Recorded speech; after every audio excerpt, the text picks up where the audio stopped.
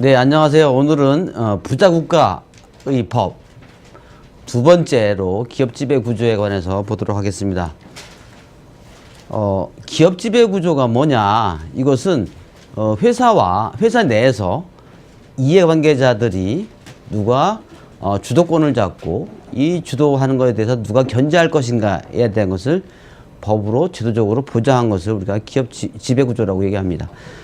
대표적으로 회사에서 경영권을 행사하고 있는 대표이사와 그 다음에 또 대표이사가 경영할 수 있도록 의사결정에 터를 마련해주는 이사회가 있습니다. 그리고 또 이사회 법에서 이사회와 대표이사를 견제하는 주주들이 참여하는 그러한 주총회가 있습니다.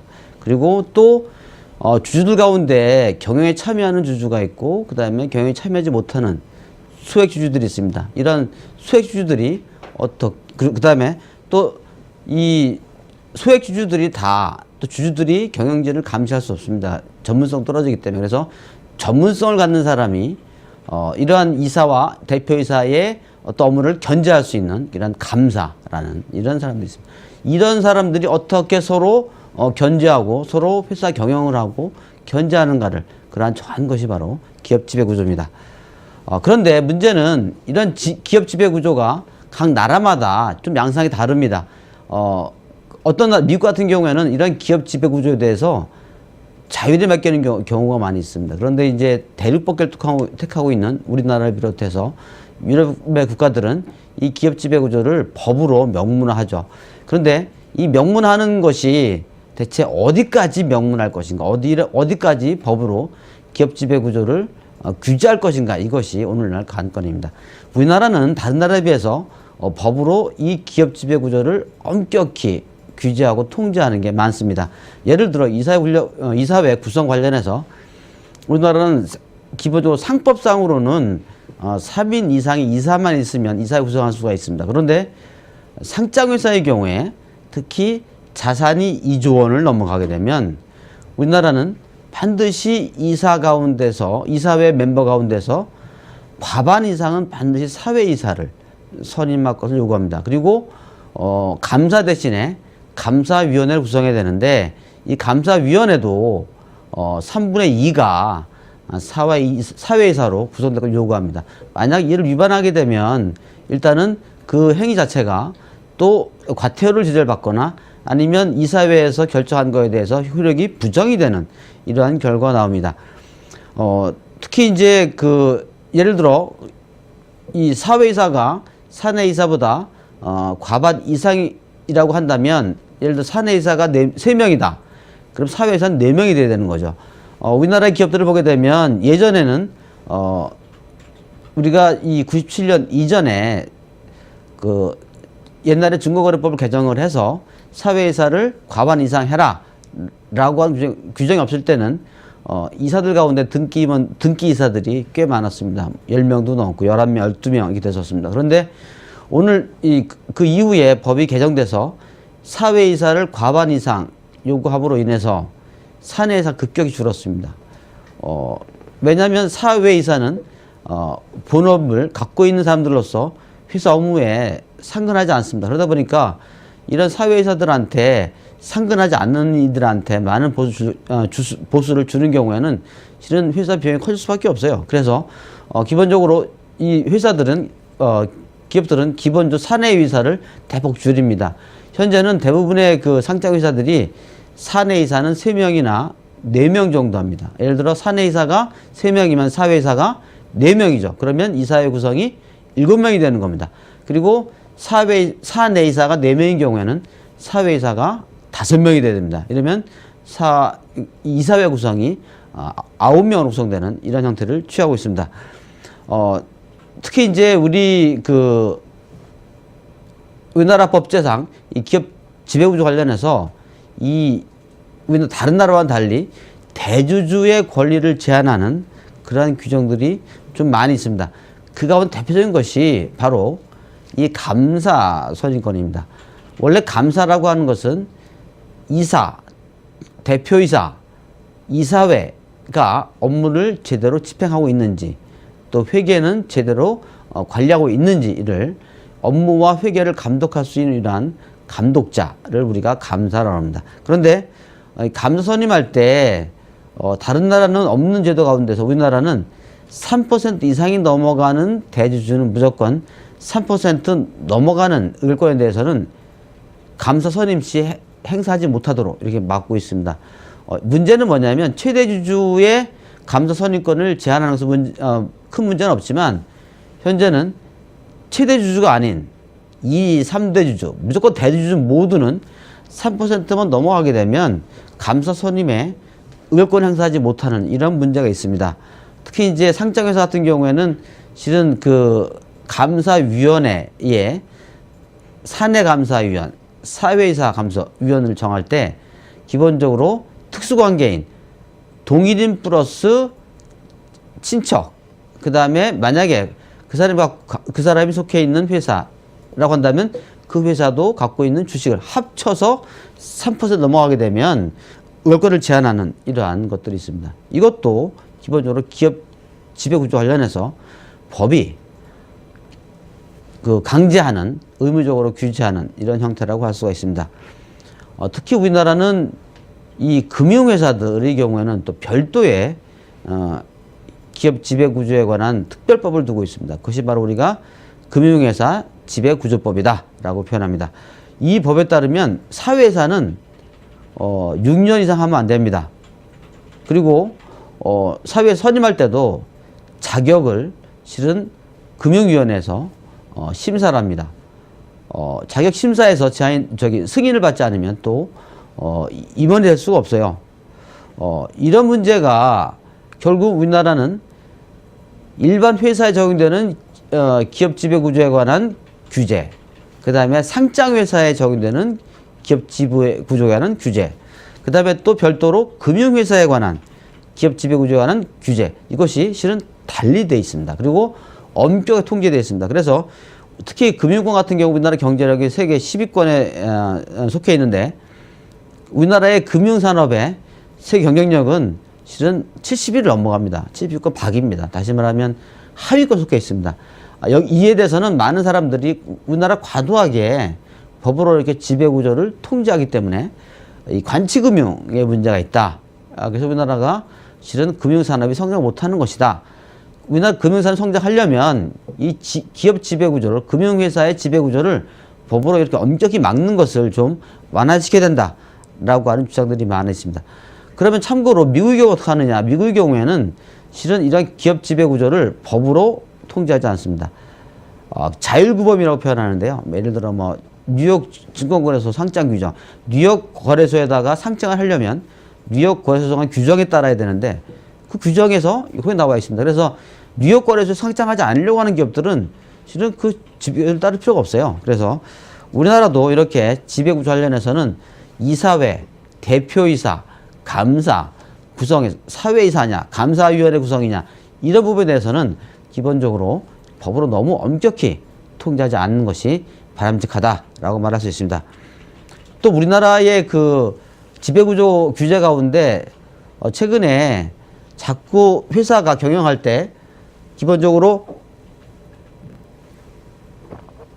법을 준수하지 않는다. 그러니까 임원들뿐만 아니고 이사들뿐만 아니고 모든 직원들이 업무를 집행할 때, 업무를 행사할 때 반드시 법에 정한 절차에 따르도록 그거를 감시하는 사람도 해야 된다라고 하는 규정을 두고 있습니다. 그래서 금융기관은, 금융회사의 경우에는 준법 감시인이라는 제도를 두고 있습니다. 그리고 금융기관이 아닌 일반 회사 가운데서 상장회사, 그러니까 비금융 상장회사의 경우에는 준법 지원인이라는 사람을 반드시 선임해야 됩니다. 근데 문제는 준법 지원인이라고 하는 것은 실은 법을 지키는지를 잘 체크하는 사람이기 때문에 법률 전문가로 구성이 됩니다. 그런데 문제는 이 준법 지원인을 한 명 두게 되면 기본적으로 신입사원 30명을 둬야 되는 그런 보수를 지급해야 됩니다. 경비가 많아집니다. 그래서 만약에 회사마다 각각 내부 감사도 두고 있고 감사위원회도 두고 있고 그 다음에 나름대로 내부 통제 기준을 관리하고 있는 준법 감시를 두고 있는 경우에는 굳이 준법 지원을 둘 필요가 없어요. 그런데도 불구하고 우리나라는 기본적으로 반드시 준법 지원을 둬서 업무에 대한 준법 여부를 계속 감시하도록 규정. 문제는 뭐냐면 경영이라고 하는 게 과도하게 준법을 준수하다 보면 어떤 문제가 있느냐. 창의성이 떨어지게 됩니다. 경영의 자율성이 떨어지게 됩니다. 그러면 효율성이 떨어질 수밖에 없어요.